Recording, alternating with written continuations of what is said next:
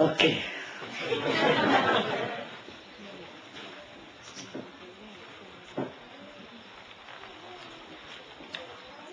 This may be an advice for couple also. For couples. For a man, ego is very important. Especially in front of wife. So a woman should take care that she does not squash the ego of the husband.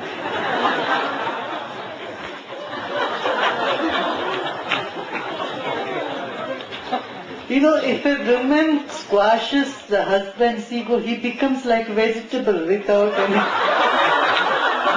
He becomes weak. Like a creeper, for a creeper to go around, it needs a stick, a support. And the creeper can hang on to that. So similarly, a woman's greatest need is to manage, or skill is to manage the ego of the husband. Do not belittle man. You keep pumping him, saying you are, because that is where he looks for the support.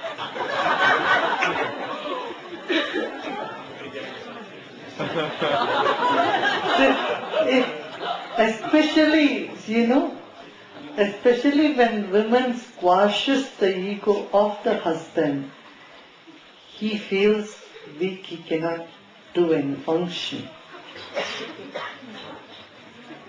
So for a man to function, the wife should nourish the ego of the husband.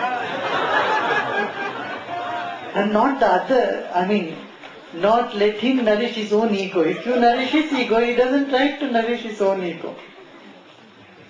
Similarly, a man should not squash the feelings, emotions of a woman. Feelings, sentiments of women, very important. For man, it doesn't matter, sentiment. He doesn't care for it. But woman is very sentimental, especially when it comes to her parents or her brothers or some very close relative of hers. And a man should not snub them, smash them, or do anything with the close relatives or people with whom she is sentimentally or emotionally attached. You see what I'm saying? And also religiosity. Women is very religious. Her religiosity should not be squashed. You don't make her rational.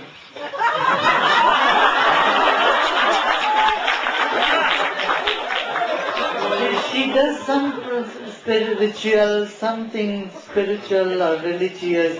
What is this nonsense? No. That is her way of expressing life. So man should take care of the sentiments of women. Women should take care of the ego of a man. In the ancient Vedic days,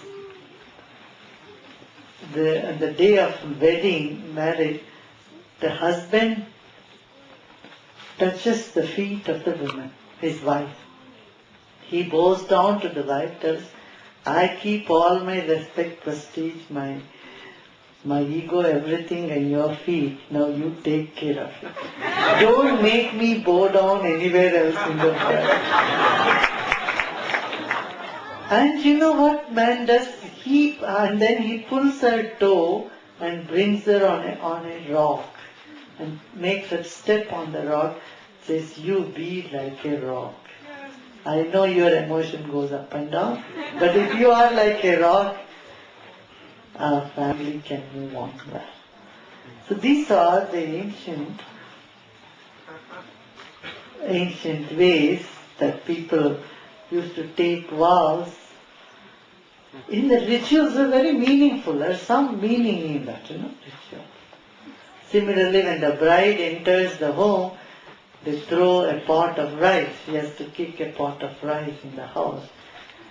That means the abundance, let there be fertility, abundance in the home. I think that's also in the Christian tradition. No? The bride, throw the rice. So they're throwing the rice when you step into the home. This was the sign of, make abundance.